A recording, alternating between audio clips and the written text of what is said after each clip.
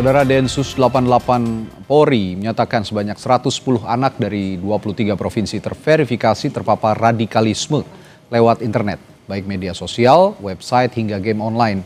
Paling banyak terdapat di Jakarta dan Jawa Barat. Juru bicara Densus 88 AKBP Myandra Eka Wardana bilang berdasarkan data tahun 2025 ada lebih dari 110 anak yang terverifikasi terpapar paham radikalisme. Angka itu tersebar di 23 provinsi di Indonesia, di mana Jakarta dan Jawa Barat tercatat memiliki angka tertinggi. Densus 88 juga telah menangkap 5 pelaku penyebar paham radikal di internet. Densus 88 juga minta orang tua mengantisipasi adanya pola ajakan lewat internet pada anak-anak. Kurang lebih dari 110 yang saat ini sedang teridentifikasi. Jadi artinya kita bisa sama-sama menyimpulkan bahwa ada proses yang sangat masif sekali rekrutmen yang dilakukan melalui media daring.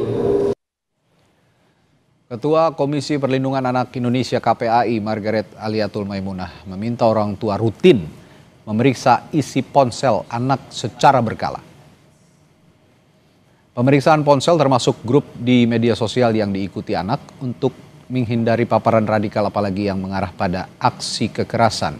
KPAI menyebut sidak ponsel anak bisa jadi langkah pencegahan serta pengawasan anak agar anak tidak terpapar paham radikalisme, apalagi tergerak melakukan aksi kekerasan yang berujung pada aksi terorisme. Yang pertama tentu orang tua harus punya komunikasi yang baik dengan anak, kaitannya dengan jangan abai dengan anak berteman dengan siapa di media sosial. Yang kedua, cek anak bergabung dengan grup apa saja di media sosialnya. Apakah grup itu punya irisan dengan anak karena grup irisan keluarga atau irisan terkait dengan sekolah atau pendidikan atau les gitu ya. Kalau enggak berarti tentu perlu menjadi kewaspadaan. Saudara, di tengah perkembangan teknologi dan berkembangnya game online muncul ancaman baru. Ada potensi perekrutan jaringan terorisme lewat game online. Dan malam hari ini kita akan mengurainya dan membahasnya bagaimana modus perekrutan dilakukan dan apa sikap negara untuk mengantisipasi agar tidak ada anak-anak yang jadi korban aksi terorisme. Kita bahas bersama Ulta Leveniana Baban, tenaga ahli utama Kantor Staf Kepresidenan KSP, dan Citra Cantika selaku gamer, satu pemain game online. Selamat malam Mbak Ulta dan Mbak Citra. Selamat malam. Baik, saya ke Mbak Ulta dulu. Mbak Ulta sebagai, saya bertanya sesuai dengan ekspertis Anda ya. Kalau menurut Anda mengapa jaringan terorisme kini melakukan rekrutmennya lewat game online, Mbak Ulta? Baik Mas, jadi sebenarnya ini adalah pola yang bukan terjadi saat ini. Jadi ini adalah pola yang dari tahun 2014 pasca munculnya ISIS itu digaungkan oleh ISIS untuk membangun chamber atau kanalisasi perekrutan secara global, termasuk melalui online, media online, termasuk juga itu game online. Nah, jadi memang dari tahun 2014 itu sudah masif dilakukan dan sekarang masih tetap MO yang sama itu masih digunakan. Oke. Tapi proporsinya lebih besar di mana paparannya yang besar begitu, Mbak Ulta? Apakah di game online atau media sosial? Karena ini kan dua hal yang berbeda. Meskipun game online juga kita bisa berinteraksi dengan sesama pemain misalnya. Ya, jadi awalnya itu polanya akan sama. Jadi mereka akan melakukan menyebarkan banyak propaganda dan nanti akan melihat potensi-potensi mana yang bisa mereka rekrut untuk dimasukkan ke dalam grup-grup kecil. Itu bisa lewat game online atau grup sosial media. Kalau itu dulunya terkenal itu grupnya sangat banyak di Telegram. Tapi mereka juga dulu pernah masuk ke beberapa game online yang seperti game-game yang berbau kekerasan atau ada visualisasi kekerasannya di situ. Nah, untuk proporsi apakah lebih banyak di media sosial atau game online, nah ini mungkin akan dibutuhkan pemetaan yang lebih komprehensif oleh BNPT dan Densus. Terutama Presiden kita Pak Prabowo itu sudah menegaskan bahwa macam ekstremisme ini itu tidak tumbuh hanya karena apa ya, faktor psikologis, tetapi juga karena ada perasaan atau harapan yang tidak bisa dipenuhi mungkin oleh keluarga, oleh lingkungan sosial, atau merasa diperlakukan tidak adil. Oke. Nah, jaringan teroris itu menangkap sentimen ini untuk dieksploitasi dan kemudian melakukan semacam yang disebut grooming gitu anak-anak ini. Oke. Nah, berdasarkan analisis Anda juga, nanti saya akan tanyakan apakah lebih bahaya salurannya lewat game online atau lewat media sosial. Karena malam hari ini kita spesifik bicaranya soal game online, paparan terorisme yang jaringannya menyebar lewat game online. Saya juga harus punya perspektif lain dari Mbak Citra nih sebagai pemain game online ya, sebagai gamers. Mbak Citra, Densus kan bilang rekrutmen anak-anak ini radikalismenya bisa lewat game online. Nah, menurut Anda sebagai pemain game online, gamers, itu merasakan hal yang sama atau punya perspektif lain? Kalau menurut saya, konteks rekrutmen ke radikalisme tidak bisa disederhanakan hanya lewat game online. Semua platform digital, media sosial, forum, aplikasi chatting punya potensi yang sama. Justru kalau benar ada upaya seperti itu, ruang digital seperti game online bisa menjadi entry point bagi aparat kepolisian untuk melakukan pengawasan dan penelusuran lebih mudah, termasuk menempatkan agen dan sistem monitoring. Jadi menurut aku kita harus melihat isu ini tuh secara menyeluruh, bukan hanya menyalahkan di gamenya aja, karena game itu hanya alat yang harus diwaspadai kan pelakunya gitu, bukan industrinya. Ya.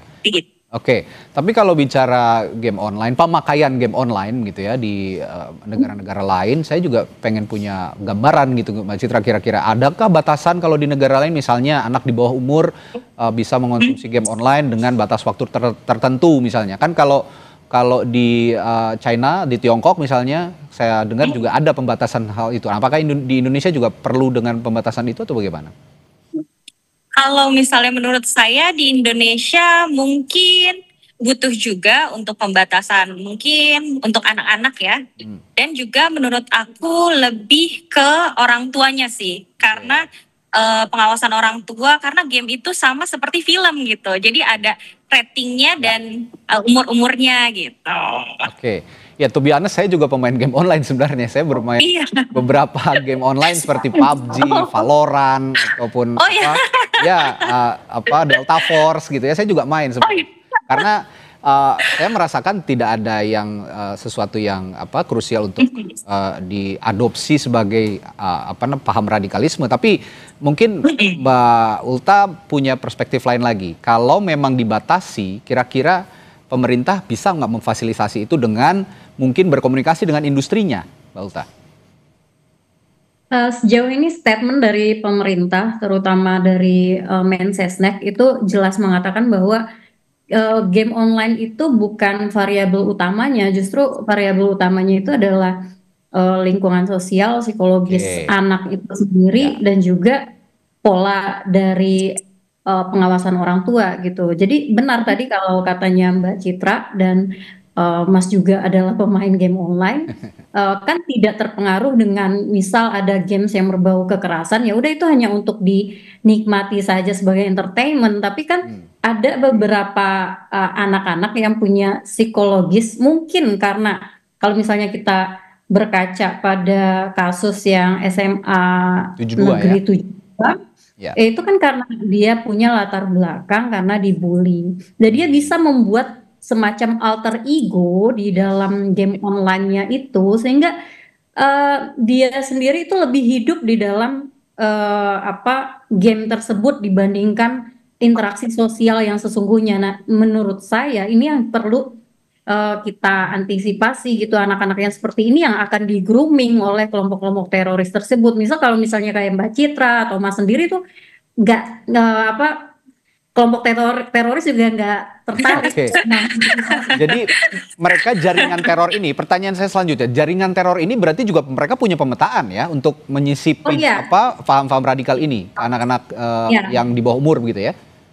Iya, itu dari yang tadi saya sebutkan tahun 2014 itu, ISIS sudah melakukan itu. Jadi mereka sudah Oke. tahu psikologis anak mana atau tidak harus anak juga, tapi kebanyakan remaja dan juga yang berumur 20 sampai 30 itu Ya, akan mereka target oke. gitu. Nah, baiknya Mbak Citra, kita nih sebagai gamers lah ya, fellow gamers gitu. Sebaiknya bikin campaign nggak sih supaya game online tidak melulu disalahkan dalam hal ini. Misalnya kita campaign di media sosial bahwa game online itu harus bersih dari platform ataupun konten-konten seperti ini misalnya. Iya, sebenarnya menurut saya harus ada campaign sih, campaign game yang positif gitu. Jadi brandingnya tuh nggak game aja gitu yang disalahkan. Padahal banyak faktor lain dari mungkin juga di lingkungan keluarganya, psikologis dan etika dan moral juga itu mempengaruhi. Oke. Oke. Nah, nanti setelah jeda juga saya akan diskusikan dengan kedua narasumber saya ini bagaimana bisa pemerintah juga bisa memfasilitasi jika memang ada campaign khusus yang akan diberikan misalnya, termasuk mengikutsertakan mungkin para pelaku game online ya untuk membasmi gitu paham radikalisme yang ada di game online. Sesaat lagi di Sapa Indonesia Malam, tetaplah bersama kami.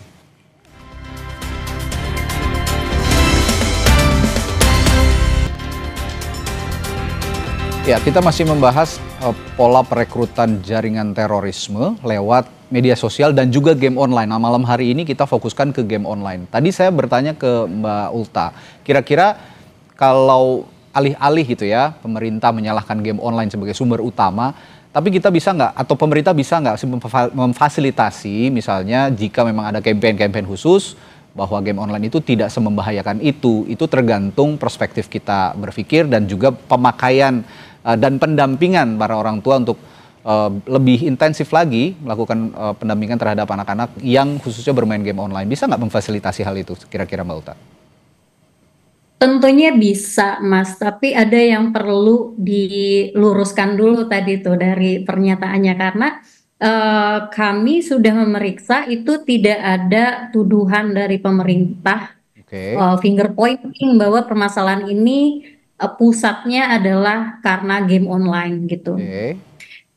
Justru Mensesnek berapa kali menyatakan bahwa banyak variabel lain gitu, terutama bullying, dan itu yang kita mau fokuskan. Nah, nanti apakah pemerintah akan mengkonsepkan bagaimana untuk mengcounter para rekruter yang ada menyusup ke dalam game anak-anak ini? Nah, itu akan pastinya sebagai salah satu stakeholders juga para gamers ini juga sangat dibutuhkan untuk pendapatnya karena nggak mungkin orang kayak saya yang nggak main game lalu bisa mengerti bagaimana psikologis kita game itu tadi nanti di sana. Oke, jadi bisa ya melibatkan gamers-gamers juga untuk sama-sama campaign gitu juga kan untuk hal yang positif sama-sama untuk melakukan pendidikan, pendampingan terhadap anak-anak itu nggak ada salahnya. Tapi saya ingin tahu juga deh Mbak Ulta, karakteristik anak yang disasar jaringan terorisme itu sebenarnya kayak gimana? Apakah hanya yang memang kurang komunikatif atau memang ada karakter-karakter yang secara umum bisa disusupi jaringan-jaringan teror ini? Oh iya, biasanya itu menyasar dalam kalau Densus tadi menyebutkan ada 110-an ya. Ya. Dan itu bukan semuanya lewat game online loh. Jadi saya tadi komunikasi sama kolega saya seorang akademisi yang juga berkecimpung di dunia counter teror ini. Saya pengen klarifikasi apakah 110 itu adalah semuanya lewat game online. Ternyata enggak. Enggak juga ya. Oke. Tetapi memang faktor media sosial itu sangat mempengaruhi. Nah, kembali ke pertanyaan yang tadi, bagaimana anak-anak yang seperti apa yang kemudian ditarik oleh rekruter ini gitu kan. Biasanya itu adalah anak-anak yang mempunyai kerentanan psikologi dan emosi gitu. Mereka mencari identitas diri atau mereka korban bullying dan marginalisasi sosial. Itu ditemukan di dalam beberapa case. Nah, termasuk juga yang paling penting itu adalah kerentanan dari keluarga. Karena harus diperhatikan betul. problem di dalam lingkungan terkecilnya yang menjadi sasaran kelompok radikal. Oke. Nah, kelompok radikal ini biasanya karena anak ini lebih ekspresif di media sosial atau di game tersebut karena dia punya alter ego gitu Ya. kan. Jadi dia bisa lebih terbuka kepada orang yang tidak dia temui secara fisik, tapi dia temui dan dia berkomunikasi lebih intens di situ. Oke. Nah, ini yang menjadi penting dan mengingatkan saya tadi ketika mendengar pernyataan Pak Kepala Kantor Staf Presiden bahwa kesini-sini tuh kita itu lebih banyak menghabiskan waktu di dunia maya atau Ya. dunia virtual dibandingkan di dunia nyata gitu.